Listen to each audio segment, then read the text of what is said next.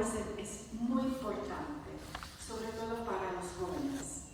No la libertad de estar siempre disponibles a nuevas posibilidades, sino la libertad de entregar el propio futuro a la persona amada.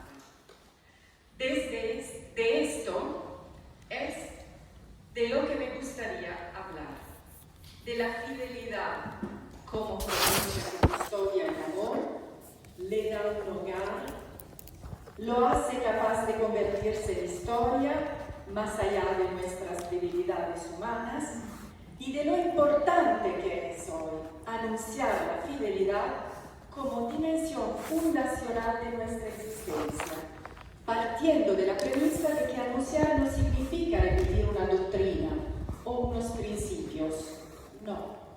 Significa mostrar por qué esos principios son humanos, deseables y fecundos. Este es el desafío que tenemos hoy. ¿Cómo lo vamos a enseñar? ¿Cómo lo vamos a explicar? La fidelidad conjugal, en el marco de un vínculo exclusivo e indisoluble, ha sido durante siglos, todos lo sabemos esto, una dimensión esencial del matrimonio monógamo. Dicha fidelidad ha custodiado una intuición antropológica y también jurídica. Le voy a hablar un poco ahora como jurista, y me gusta mucho hablar como jurista, pero el aspecto jurídico también, un pequeño aspecto jurídico de la fidelidad es importante para entender que tiene repercusiones pastorales para nosotros, para saber explicar este valor a los jóvenes hoy día. Porque hoy día los jóvenes contestan justo el vínculo jurídico, y prefieren la convivencia. Dicha fidelidad, entonces, ha custodiado una intuición antropológica y jurídica.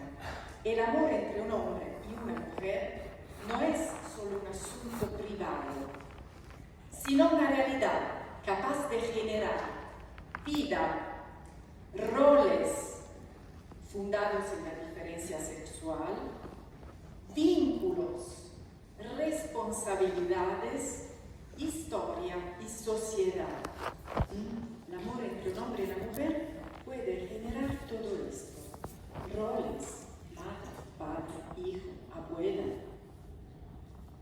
Vínculos fuertes fundados sobre una juridicidad del matrimonio. Responsabilidades públicas, historia en la vida de las personas y la sociedad. Ahora vamos a ver. Esta intuición debe interpretarse hoy a la luz del contexto real en el que nos encontramos, donde hay hoy día dos fenómenos evidentes. La secularización del matrimonio, no creemos más en el sacramento religioso, y el progresivo debilitamiento de la fidelidad. También en el derecho, la fidelidad de muchos ordenamientos jurídicos no es más un valor jurídico que merece siempre ser protegido. El mismo matrimonio civil, aunque se presenta como una institución secularizada, pero había heredado desde sus orígenes del matrimonio religioso algunas categorías estructurales del vínculo, y entre ellas la estabilidad, la fidelidad, la responsabilidad pública del vínculo.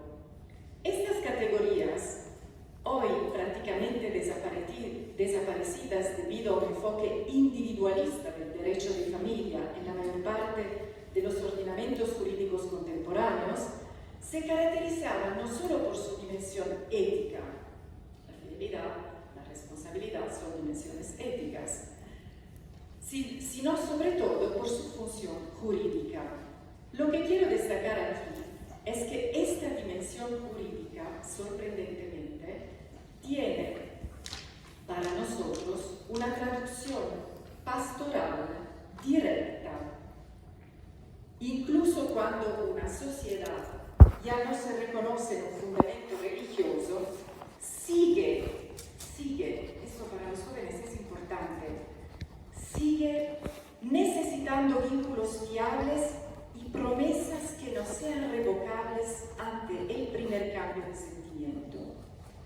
En este sentido, el derecho sigue desempeñando un papel de contención frente a la tendencia a dar prevalencia únicamente a los deseos y sentimientos subjetivos, pero sobre todo desempeña un papel pedagógico, el derecho, decisivo, en sentido positivo, cuando protege los vínculos entre los esposos, entre papás y hijos, en sentido negativo, cuando les hace frágiles.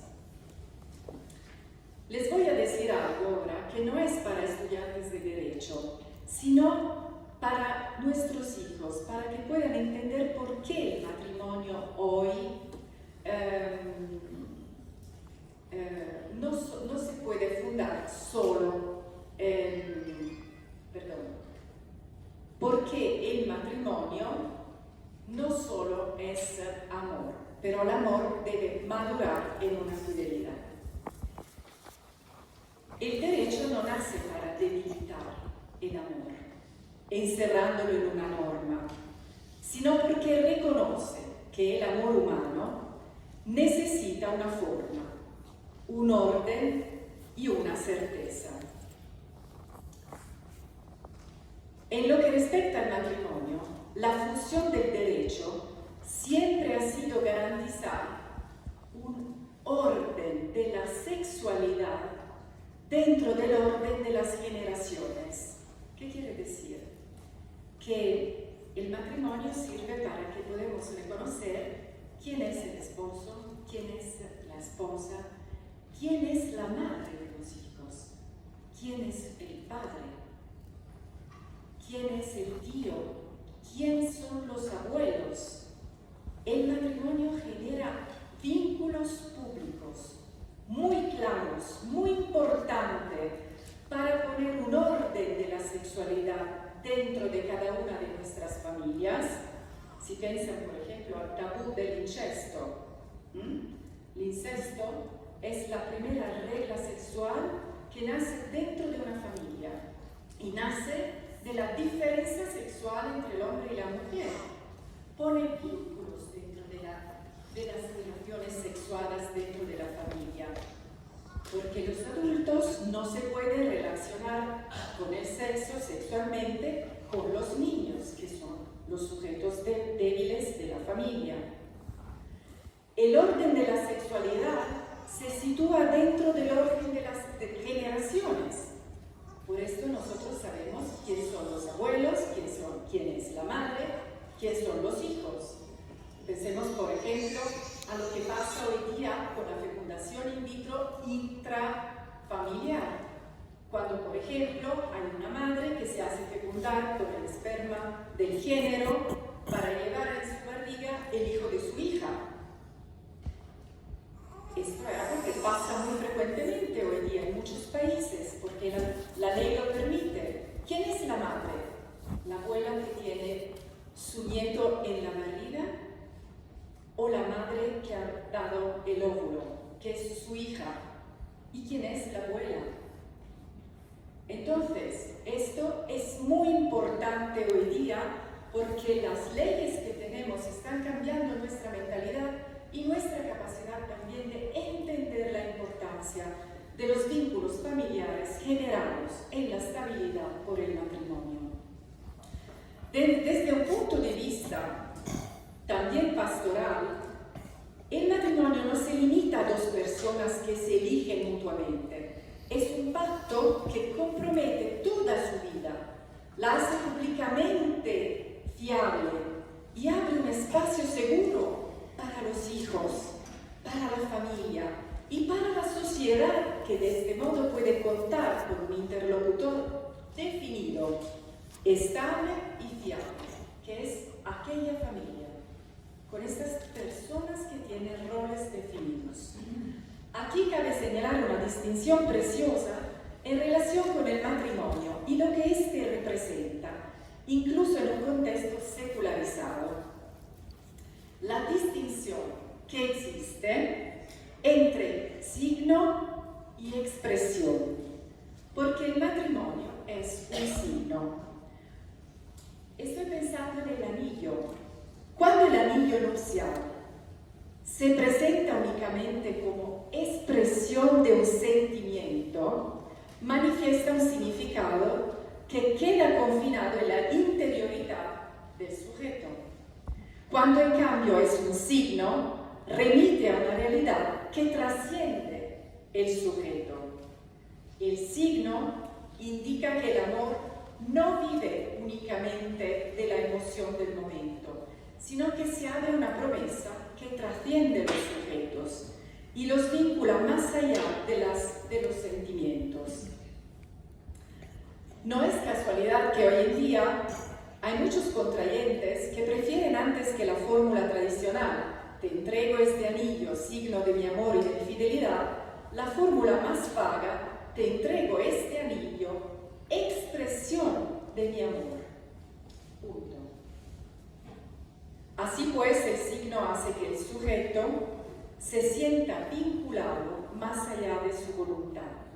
El anillo, signo, no solo dice hoy te amo, dice me entrego a ti para que este amor tenga futuro. Es un compromiso, pero también la obediencia a una promesa cumplida. El Papa León insistió en este punto, explicando que no se puede contraponer la teología, el derecho y la pastoral. Habló de esto durante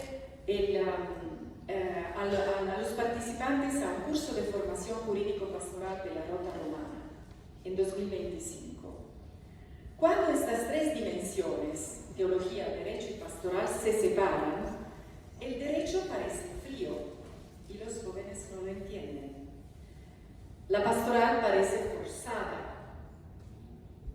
Tienen que casarse en la iglesia y puede alejarse de la verdad.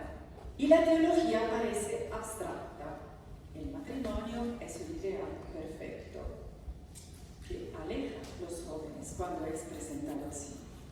Cuando en cambio se vuelven a unir estas tres dimensiones, el derecho se convierte en servicio a la verdad del vínculo y lo protege el vínculo. La pastoral se convierte en un caminar con las personas para ayudarlas a crecer. Y la teología ilumina el misterio de la alianza matrimonial. El anuncio del Evangelio sobre el matrimonio, hoy en día, no nos da derecho a quitarle consistencia teológica o jurídica al vínculo para hacerlo más aceptable por parte de los jóvenes, ni a relegarlo a un segundo plano cuando los jóvenes prefieren la convivencia. Más bien nos pide que demostremos que el vínculo matrimonial es el lenguaje del amor adulto.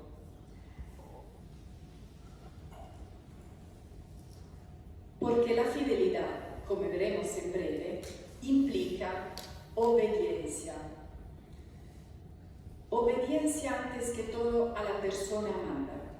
Si por el contrario el vínculo se vacía de contenido y no se compromete, el amor pierde forma, pierde capacidad de prometer, y cuando pierde forma ya no se vuelve más libre como los jóvenes piensan, se vuelve más frágil. Esto es muy importante. Una libertad que está mal concebida es una libertad que se traduce en fragilidad.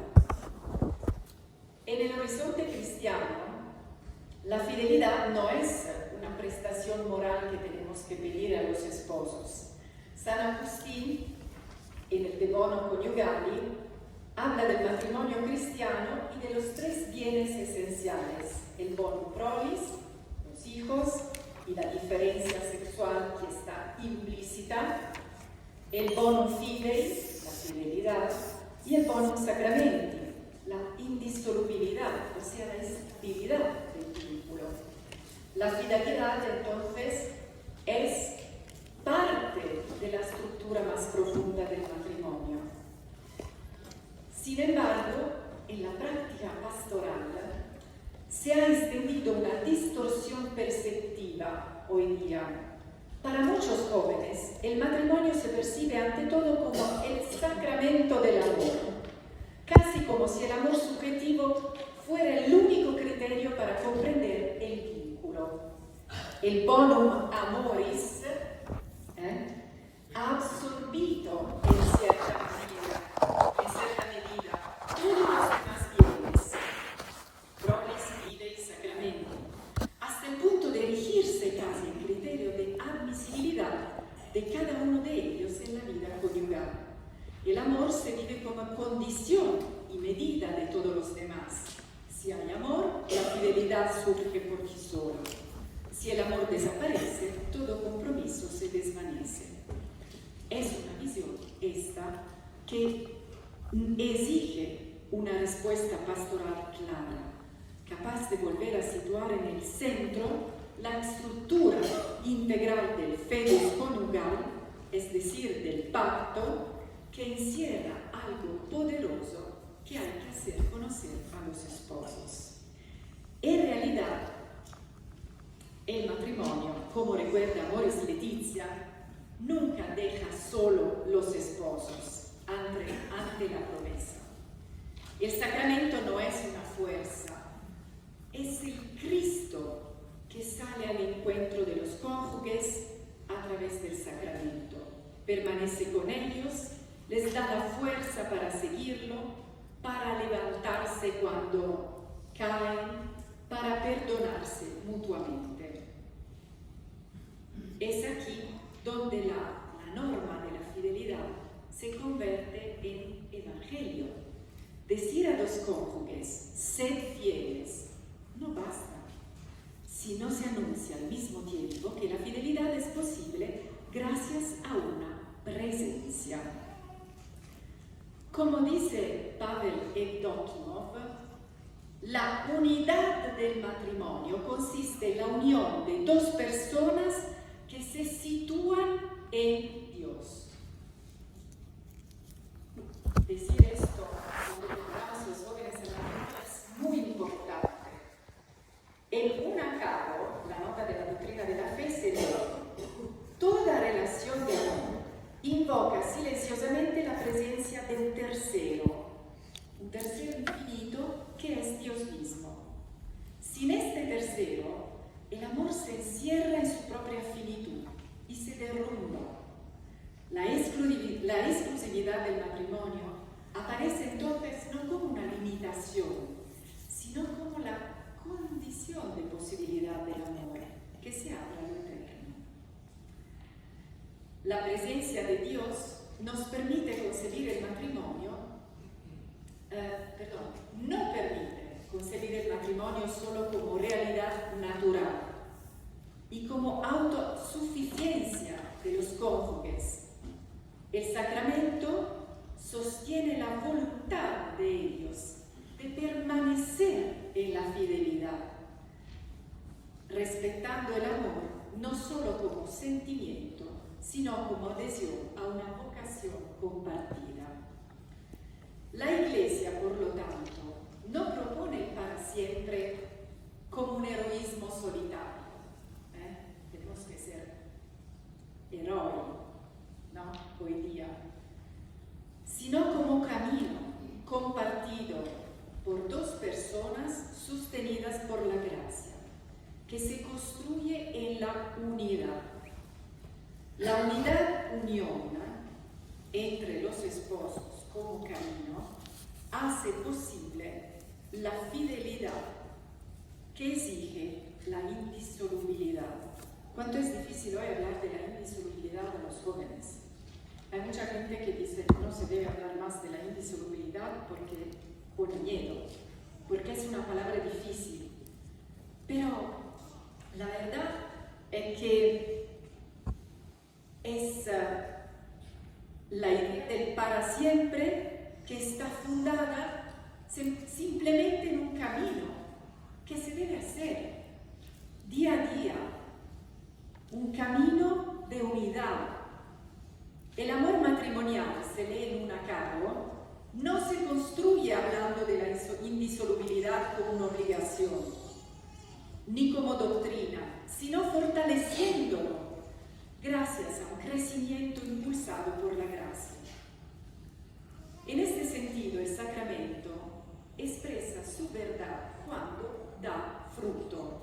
Este tema es importante, lo voy a repetir más adelante, porque caminar en el sacramento del matrimonio significa hacer que el sacramento pueda dar fruto, sea fructuoso, no solo válido, fructuoso. Este es un tema de que hablaremos ahora.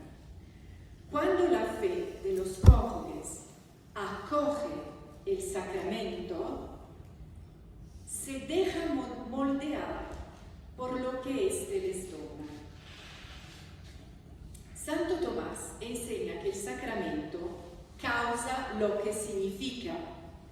En el matrimonio, el consentimiento de los esposos constituye el vínculo que la gracia asume, sostiene y convierte en signo eficaz de la alianza con Cristo y la Iglesia. Aquí es interesante la palabra sacramentum.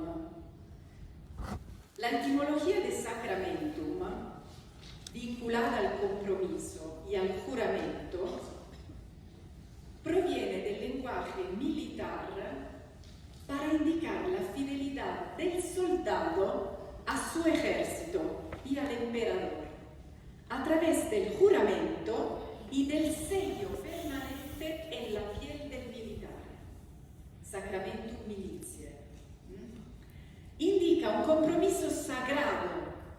No en vano comparte con el término sacrificio, sacramentum, la raíz, es decir, sacrum facere.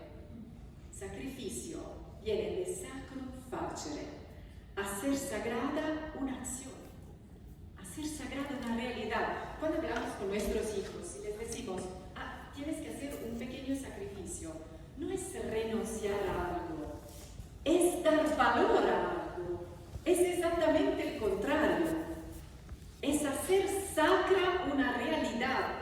Esta es la verdadera palabra sacrum facere, sacrificio.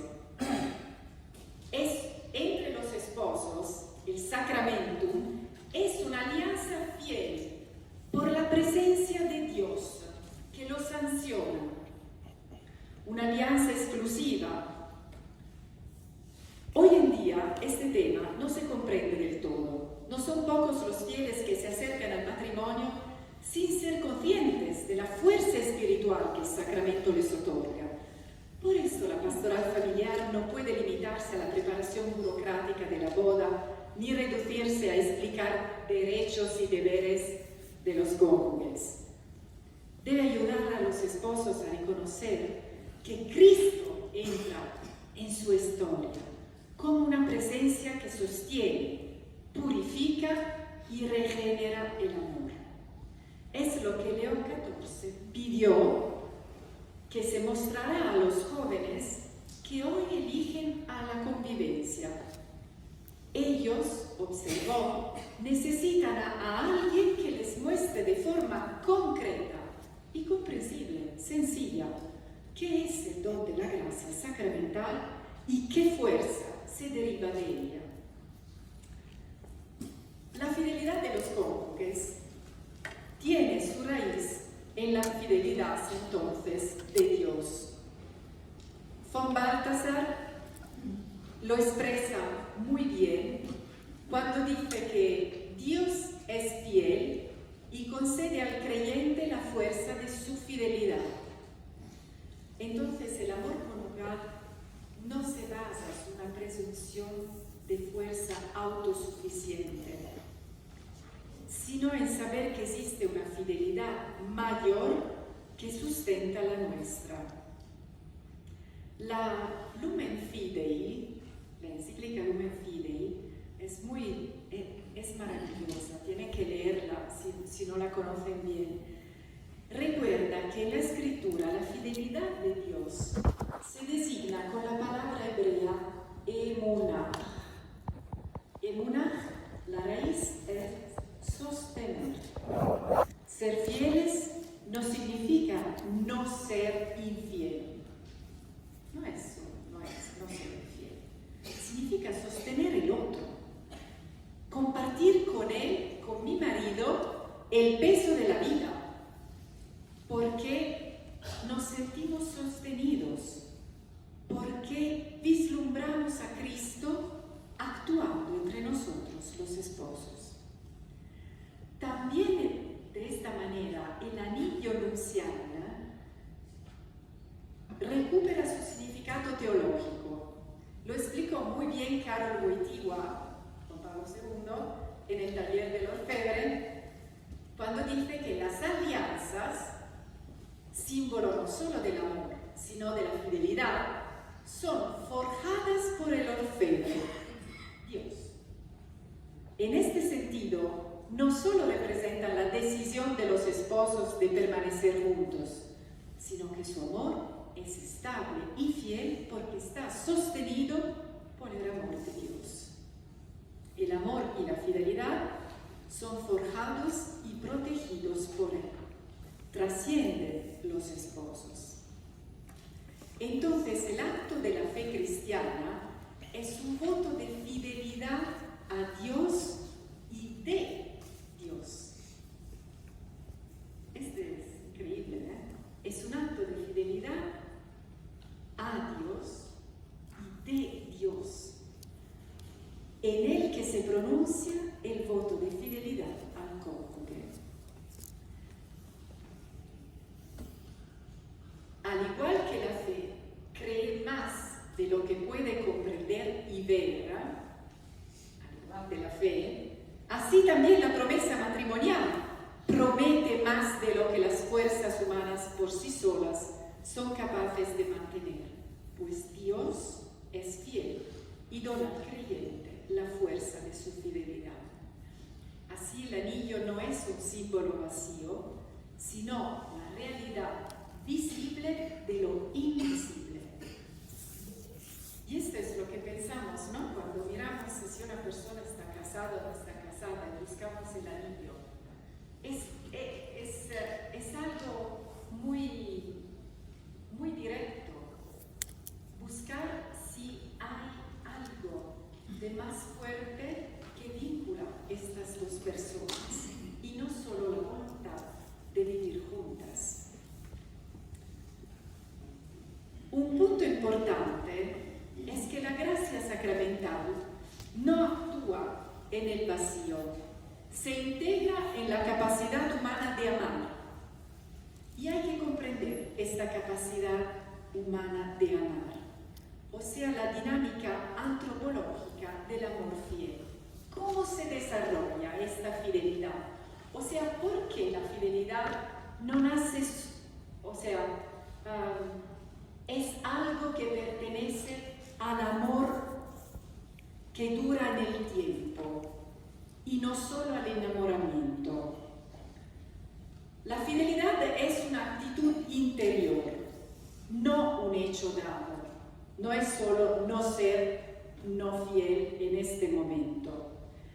Implica estar orientados a la unidad. Esto es importante. Yo y mi marido tenemos que estar siempre orientados a nuestra unidad. Este es un desafío hoy día, ¿eh? En sentido analógico, también el matrimonio cristiano está llamado a vivir esta tensión hacia la unidad que el lema del Papa León, in illo uno unum. Esto me gusta mucho porque cuando he oído el lema del Papa León, para mí es una llamada también en el matrimonio. In illo uno unum, en sentido analógico, expresa también la unidad de la pareja en Cristo, ser una sola cosa en Él. En el único Cristo somos uno. La fidelidad está ligada al ser de la persona, incluso antes que a su actuar. Es el respeto auténtico del otro, el reconocimiento de su valor, la adhesión estable a una relación que tiene la forma de un don.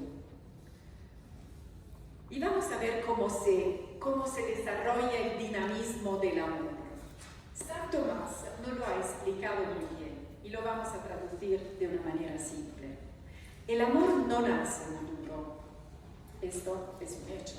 No nace maduro. Atraviesa etapas, crece, se purifica, aprende a pasar de la actuación física a la promesa. Enamorarse conlleva la fuerza de la emoción y el deseo de la presencia del otro.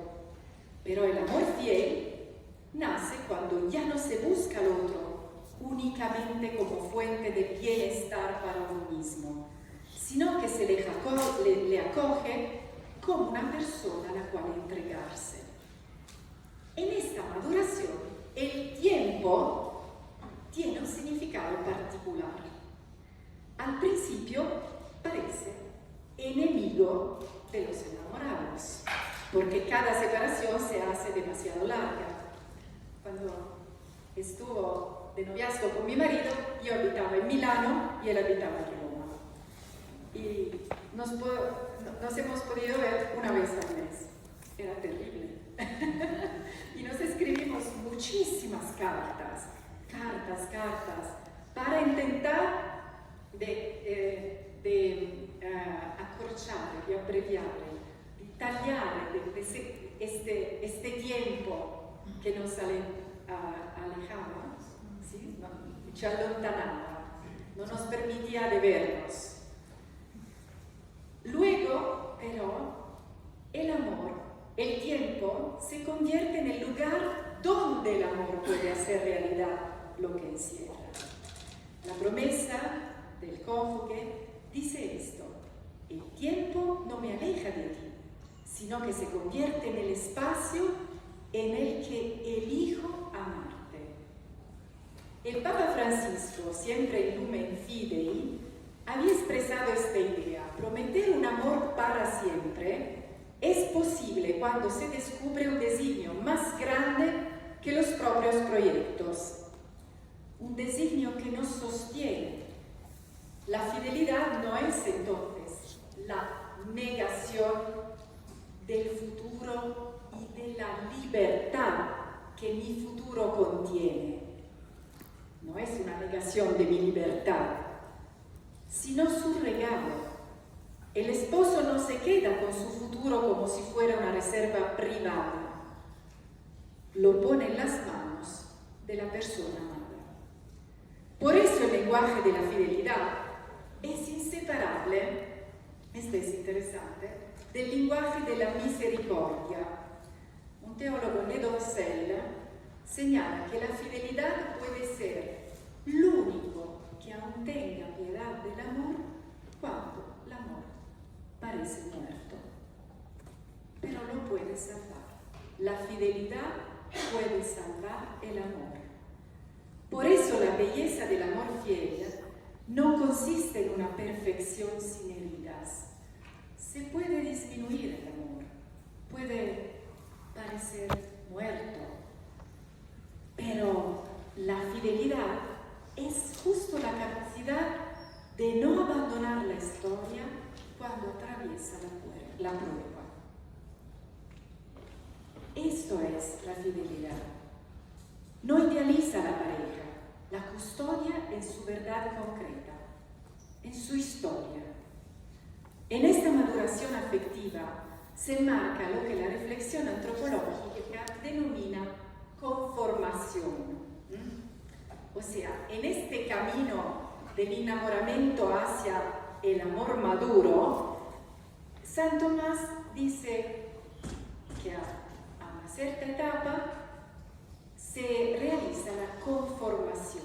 El amor hace que el amante cambie de forma. Quien ama no sigue siendo siempre el mismo que antes. Es moldeado por la presencia del otro, por su bien y también por su vulnerabilidad. Pensamos en cuánto hemos cambiado en nuestros matrimonios. 30 años de matrimonio, yo tengo, cómo soy diferente de los primeros años, porque veo de una manera diferente a mi marido, he entendido muchas cosas de él y seguramente sus vulnerabilidades, sus características, sus virtudes han cambiado mi manera de ponerme hacia él. Entonces, el sentimiento que se va formando despacito, de obligación respecto al amor, no es una impresión ajena, sino una exigencia del amor que impone ciertas acciones debidas a la persona amada. Voy adelante y en esta maduración gradual del amor va surgiendo también una fidelidad creadora, capaz de regenerar con el tiempo el amor. La fidelidad nunca es una repetición mecánica del primer sí, sino es la capacidad de redescubrir continuamente el otro, de dejarse sorprender y aceptar el riesgo de su misterio. Levinas hablaba del rostro del otro. En el matrimonio, este misterio exige respeto, escucha, paciencia, descubrimiento. La dinámica del afecto lleva así a los amantes a una intención unitiva, a una apertura de la razón. Esto es importante, porque el amor maduro no es solo sentimiento, sino implica la razón necesaria para crecer en la comunión de las personas. La libertad así desempeña un papel esencial. La libertad que ha optado por la entrega de sí mismo, en esta libertad, el amor se convierte en sinónimo de fidelidad.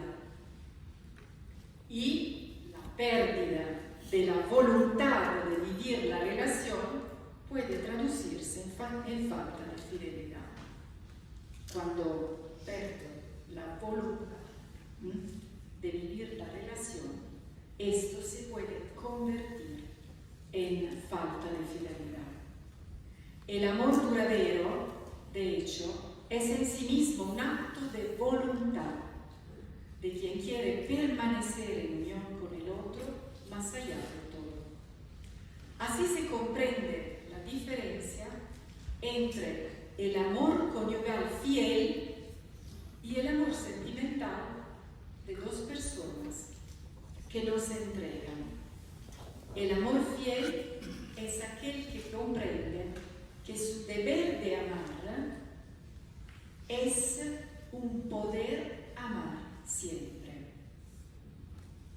Aquí el papel de la razón es decisivo para seguir reconociendo el fin propio del amor, que es la comunión.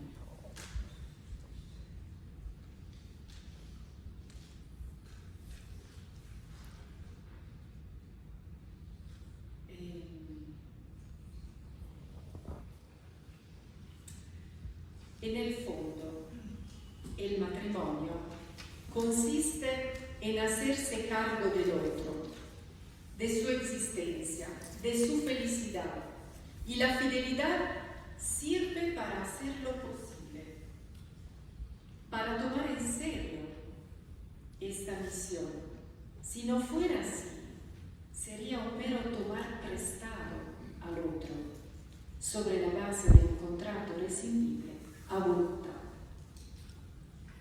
Ahora vamos a ver, y me voy al final, cómo todo esto se relaciona con la fe.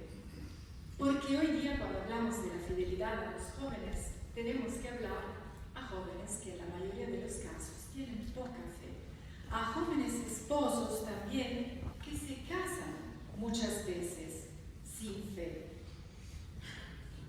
El Papa León ha dicho que el matrimonio es el canon del verdadero amor. Y ha dicho que este amor es un amor total, fiel y fecundo.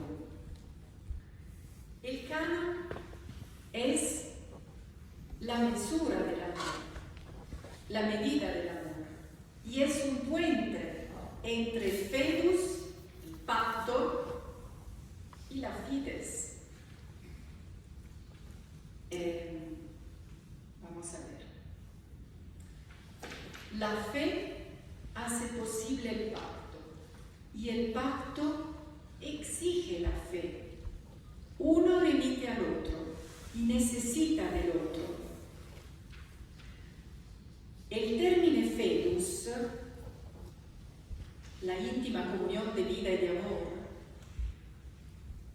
y la fides, que expresa la fidelidad en la fuerza del sacramentum, necesitan el uno del otro. La fidelidad es posible porque la fidelidad de Dios la precede y la sostiene, pero tengo que creer en esto. Necesito la fides para que el fetus pueda producir frutos, para que Dios pueda hacerse presente en la relación.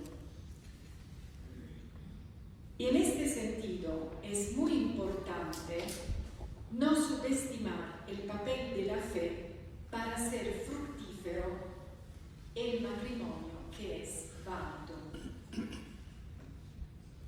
Como ha observado Francisco, la crisis del matrimonio, de hecho, tiene a menudo su raíz en una crisis del conocimiento iluminado por la fe.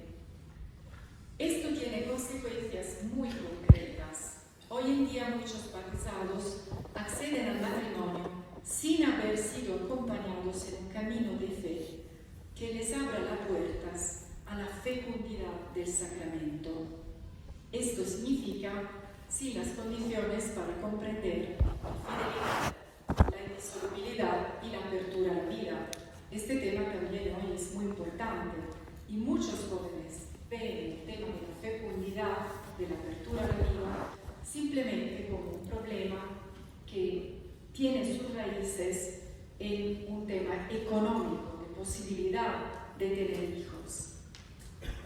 Pero la apertura a la vida es antes que todos un bien conjugal que se puede entender en el corazón y con la mente a la luz de la fe, antes que todo.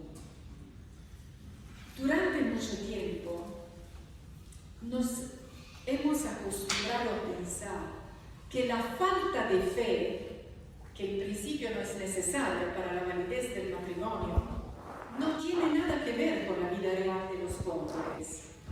El problema, en cambio, afecta precisamente al fidus, al pacto, al sacramentum y a la naturaleza existencial de la fe, que cuando está presente impregna la experiencia y la comprensión de la vida cotidiana de las personas, de sus sentimientos y de sus relaciones.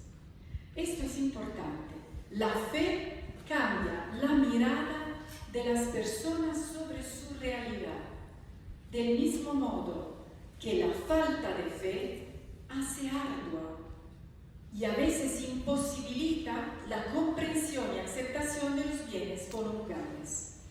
En el matrimonio, de hecho, el dinamismo de la fe hace que la realidad natural del amor interactúe con la realidad sacramental y hace posible el pacto, el fidus. Solo la fe hace fructífero el sacramento, porque transforma a la persona en su totalidad, abriéndola al amor como forma de conocimiento. Entonces, la solución a esta cuestión de la fe es pastoral, no es doctrinal, es pastoral. La Iglesia está llamada a volver a situar la fe en el centro del acompañamiento al matrimonio, no para defender una institución, sino para descubrir el misterio del amor fiel de Dios a los cónyuges. En esta perspectiva, permite también evitar dos errores opuestos en la pastoral. El legalismo, que habla del matrimonio únicamente en términos de obligaciones, nulidades, prohibiciones, sanciones. El segundo es el sentimentalismo, que disuelve el matrimonio a la mera intensidad emocional del momento. El Evangelio del matrimonio exige mantener unidas la verdad y la misericordia, la forma y la ternura, la justicia y el acompañamiento. Y la pastoral matrimonial debe evitar también dos atajos. El primero es idealizar familias sin problemas, dando la impresión de que el matrimonio cristiano solo es posible para parejas perfectas. El segundo es relajar tanto la propuesta que ya no queda nada. El camino es otro. Reconocer la fatiga real de los esposos y precisamente en medio de este esfuerzo mostrar que la fidelidad es posible, hermosa, liberadora y fecunda para nuestra vida personal. Conclusión. El amor le cuesta tener una historia un día. Le cuesta perdurar. En la pastoral la solución no consiste en decir a los cónyuges: tenéis que amar incluso cuando ya no sintáis nada, como si el matrimonio fuera una resistencia. Se trata de ayudarles a comprender que el sentimiento necesita ser custodiado por una decisión. Tenemos que custodiar nuestros sentimientos y que esa decisión necesita ser alimentada continuamente a lo largo del tiempo con gestos, palabras, perdón, oración, intimidad y paciencia.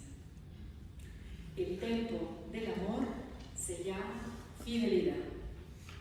Amar significa dedicar tiempo, no solo el tiempo cronológico de nuestra vida, sino como espacio de crecimiento, maduración y responsabilidad. Es natural pensarlo, por ejemplo, por nuestros hijos, el tiempo que damos a ellos para que puedan crecer, pero lo mismo se debe hacer para nuestra relación conjugal. La belleza del amor fiel consiste en hacer posible una promesa que el hombre no siempre logra mantener. El derecho entonces reconoce su forma, la teología revela el misterio, la pastoral acompaña la vida concreta. Anunciar el Evangelio del matrimonio significa mostrar que el para siempre no es enemigo de la libertad, sino su plenitud, que la fidelidad no apaga el deseo, sino que lo purifica y lo convierte en historia, que el vínculo no aprisiona el amor, sino que lo custodia, que la gracia no elimina la fatiga, sino que la hace habitable. El matrimonio es una obra siempre inconclusa. Siempre digo a mi marido, menos mal que